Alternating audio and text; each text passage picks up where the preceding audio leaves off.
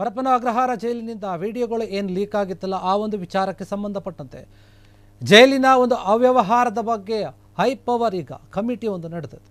ಯಾಕಂದರೆ ಒಂದು high voltage ಅಂತ ಒಂದು ಮೀಟಿಂಗ್ ಆಗಿದೆ ಈ ಒಂದು ವಿಚಾರವಾಗಿ. ಯಾಕಂದರೆ ಏನು ಜೈಲಿನಲ್ಲಿ ಆದಂತಹ ಒಂದು ಘಟನೆಗಳು ಏನಿದ್ವು, ಕೈದಿಗಳು ಏನು ಎಂಜಾಯ್ ಮಾಡ್ತಿದ್ದಂತಹ ಒಂದು ವಿಡಿಯೋಗಳು ಏನು ಲೀಕ್ ಆಗಿದ್ವು, ಜೈಲಿನಲ್ಲಿ ಈ ರೀತಿಯಾದಂಥ ಅವ್ಯವಸ್ಥೆ ಇದೆಯಾ ಅನ್ನುವಂಥ ಒಂದು ಮಾತು ಕೇಳಿ ಬರ್ತಾ ಇದೆ. ಹೀಗಾಗಿ ಜೈಲಿನ ಒಂದು ವ್ಯವಹಾರದ ಬಗ್ಗೆ ಹೈ ಪವರ್ ಮೀಟಿಂಗ್ ಆಗಿದೆ. ಗೃಹ ಸಚಿವ ಪರಮೇಶ್ವರ್ ಇದರ ಬಗ್ಗೆ ಹೇಳಿಕೆಯನ್ನು ಕೊಟ್ಟಿದ್ದಾರೆ. ಇವತ್ತು ಗೃಹ ಇಲಾಖೆಯ ಒಂದು ಅಧಿಕಾರಿಗಳ ಜೊತೆ ಸಭೆ ನಡೆಸಿದ್ದಾರೆ ಪರಮೇಶ್ವರ್.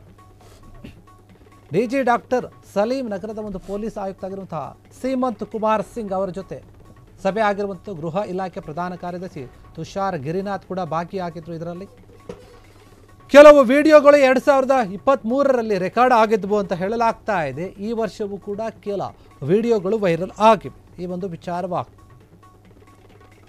ಹಿಂದೆ ಯಾವ ಅಧಿಕಾರಿಗಳು ಇದ್ದರು, ಅವರು ಯಾವ ರೀತಿಯಾಗಿ ಕೆಲಸ ಮಾಡ್ತಾ ಇದ್ರು, ಯಾಕೆ ಅಕ್ರಮ ಆಯಿತು, ಈಗ ಯಾವ ಅಧಿಕಾರಿಗಳು ಇದ್ದಾರೆ ಎಂಬುದರ ಬಗ್ಗೆ ಮಾಹಿತಿಯನ್ನು ಪಡೆಯಲಾಗಿದೆ ಅಂತ ಹೇಳಲಾಗ್ತಾ ಇದೆ. ಪರಪ್ಪನ ಅಗ್ರಹಾರದಲ್ಲಿ ಒಟ್ಟು 5,000 ಕೈದಿಗಳಿದ್ದಾರೆ. 2 ಅಧಿಕಾರಿಗಳು ಅಮಾನತಾಗಿದ್ದಾರೆ, 2 ವರ್ಗಾವಣೆ ಆಗಿದ್ದಾರೆ ಅಂತ ಹೇಳಲಾಗ್ತಾ ಇದೆ. ಜೈಲು ಸೂಪರಿಂಟೆಂಡೆಂಟ್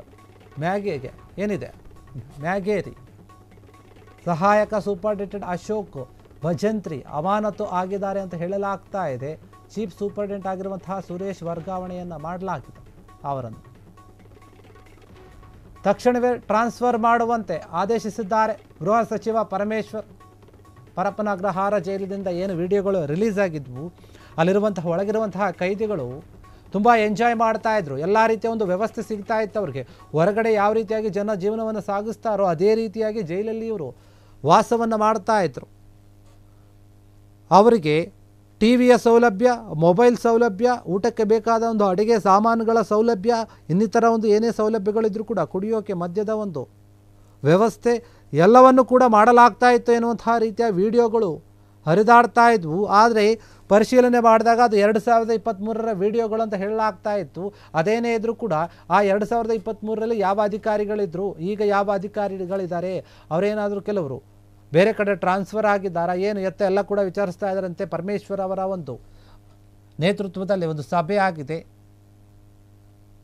ತುಂಬ ದೊಡ್ಡ ಅಧಿಕಾರಿಗಳು ಕೂಡ ಭಾಗವಹಿಸಿದ್ದಾರೆ. ಸೀಮಂತ್ ಕುಮಾರ್ ಸಿಂಗ್ ಅವರು ಕೂಡ ಇದ್ದಾರೆ, ತುಷಾರ್ ಗಿರಿನಾಥ್, ಹೀಗೆ ಇವರೆಲ್ಲರೂ ಕೂಡ ಸೇರ್ಕೊಂಡು ಮೀಟಿಂಗ್ ಮಾಡ್ತಾ ಇದ್ದಾರೆ. ಜೈಲ್ ಸೂಪರಿಂಟೆಂಡೆಂಟ್ ಏನಿದ್ದಾರೆ ಮ್ಯಾಕೇರಿ ಅವರಾಗಿರ್ಬೋದು, ಇನ್ನು ಬೇರೆ ಅಶೋಕ್ ಭಜಂತ್ರಿ ಸೂಪರಿಂಟೆಂಡೆಂಟ್, ಸಹಾಯಕ ಸೂಪರಿಂಟೆಂಡೆಂಟ್ ಅವರು ಕೂಡ ಅಮಾನತಾಗಿದ್ದಾರೆ ಅಂತ ಹೇಳಲಾಗ್ತಾ ಇದೆ. ಚೀಫ್ ಸೂಪರಿಂಟೆಂಡೆಂಟ್ ಆಗಿರುವಂತಹ ಸುರೇಶ್ ವರ್ಗಾವಣೆಯನ್ನು ಮಾಡಲಾಗಿದೆ ಅಂತ ಹೇಳಲಾಗ್ತಾ ಇದೆ ಈಗಾಗಲೇ. ಹೀಗಾಗಿ ತಕ್ಷಣವೇ ಇವರು ಟ್ರಾನ್ಸ್ಫರನ್ನು ಮಾಡುವಂತೆ ಆದೇಶವನ್ನು ಕೊಟ್ಟಿದ್ದಾರಂತೆ ಗೃಹ ಸಚಿವ ಪರಮೇಶ್ವರ್ ಅವರು. ಜೈಲಿನಲ್ಲಿ ಯಾವ ರೀತಿಯಾದಂತಹ ಒಂದು ವ್ಯವಸ್ಥೆ ಇತ್ತು, ಯಾವ ರೀತಿಯಾದ ರೂಲ್ಸ್ಗಳನ್ನು ಫಾಲೋ ಮಾಡಬೇಕು, ಅವ್ಯಾವು ಕೂಡ ಫಾಲೋ ಆಗ್ತಾ ಇರಲಿಲ್ಲ. ಹೀಗಾಗಿ ಎಲ್ಲೋ ಒಂದು ಕಡೆ ಕೈದಿಗಳಿಗೆ ಒಂದು ರಾಜಾತಿಥ್ಯವನ್ನು ಕೊಡಲಾಗ್ತಾ ಇದೆ ಅಂತ ಗೊತ್ತಾಯಿತು. ಅದು ಯಾವಾಗ ಈ ಒಂದು ವಿಡಿಯೋಗಳು ಹೊರಗಡೆ ಬಂದವು ಆ ಸಮಯದಲ್ಲಿ ಗೊತ್ತಾದಂತು.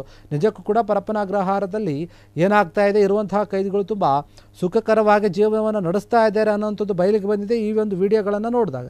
ಈ ಒಂದು ವಿಚಾರ ಗಂಭೀರವಾಗಿ ಕೇಳಿಬಂತು. ಇದರ ಬಗ್ಗೆ ಕ್ರಮ ತೆಗೆದುಕೊಳ್ಬೇಕು ಅಂತ ಬೇರೆ ವಿಪಕ್ಷಗಳು ಕೂಡ ಹೋರಾಟವನ್ನು ನಡೆಸಿದ್ವು, ತಮ್ಮ ಆಕ್ರೋಶವನ್ನು ವ್ಯಕ್ತಪಡಿಸಿದ್ರು. ಕಾಂಗ್ರೆಸ್ ಸರ್ಕಾರ ಸರಿಯಾದ ರೀತಿಯಲ್ಲಿ ಆಡಳಿತ ಮಾಡ್ತಾ ಇಲ್ಲ, ಕಾನೂನು ವ್ಯವಸ್ಥೆಯನ್ನು ಹದಗೆಡಿಸ್ತಾ ಇದೆ, ಹಿಂಗೆಲ್ಲ ಆದರೂ ಕೂಡ ಯಾಕೆ ತಲೆಕೆಡಿಸ್ಕೊಳ್ತಾ ಇಲ್ಲ ಅಂತ ಪ್ರಶ್ನೆ ಮಾಡ್ತಾ ಇತ್ತು. ಹೀಗಾಗಿ ಇದೇ ವಿಚಾರವಾಗಿ ಗೃಹ ಸಚಿವ ಆಗಿರುವಂತಹ ಪರಮೇಶ್ವರ್ ಅವರು ಮೀಟಿಂಗ್ ತಗೊಂಡಿದ್ದಾರೆ. ಒಂದು ಹೈ ವೋಲ್ಟೇಜ್ ಮೀಟಿಂಗನ್ನು ತಗೊಂಡು ಯಾರು ಈ ಒಂದು ಕೃತ್ಯಗಳಲ್ಲಿ ಭಾಗಿಯಾಗಿದ್ದಾರೆ, ಏನು ಹಳೆಯ ವಿಡಿಯೋಗಳಂತ ಹೇಳ್ತಾ ಇದ್ವು, ಆ ಹಳೆಯ ಒಂದು ವಿಡಿಯೋಗಳ ಬಗ್ಗೆ ಮಾಹಿತಿ ತಗೊಳ್ಳಿ.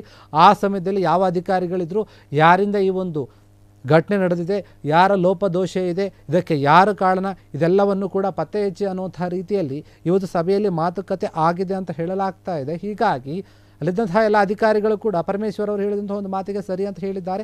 ಸಂಬಂಧಪಟ್ಟ ಹಾಗೆ ನಾವು ತನಿಖೆಯನ್ನು ಮಾಡಿ ವರದಿಯನ್ನು ಸಲ್ಲಿಸ್ತೀವಿ ಅಂತ ಕೂಡ ಹೇಳಿದ್ದಾರೆ. ಹೀಗಾಗಿ ಮುಂದಿನ ದಿನಗಳಲ್ಲಿ ಯಾರು ಈ ರೀತಿಯಾದಂತಹ ಒಂದು ಕೃತ್ಯವನ್ನು ಎಸಗಿದ್ರು ಆ ಅಧಿಕಾರಿಗಳ ಹೆಸರು ಬಯಲಿಗೆ ಬರುತ್ತೆ. ಈಗ ಸದ್ಯಕ್ಕೆ ಒಂದು 2 ಸಸ್ಪೆಂಡ್ ಮಾಡಿದ್ದಾರೆ, 2 ವರ್ಗಾವಣೆ ಮಾಡಿದ್ದಾರೆ ಅಂತ ಹೇಳಲಾಗ್ತಾ ಇದೆ. ಆದೇಶವನ್ನು ಹೊರಡಿಸಿ ಕೂಡಲೇ ನೀವು ಅವ್ರನ್ನ ಟ್ರಾನ್ಸ್ಫರ್ ಮಾಡಿ ಅಂತ ಹೇಳಲಾಗ್ತಾ ಇದೆ.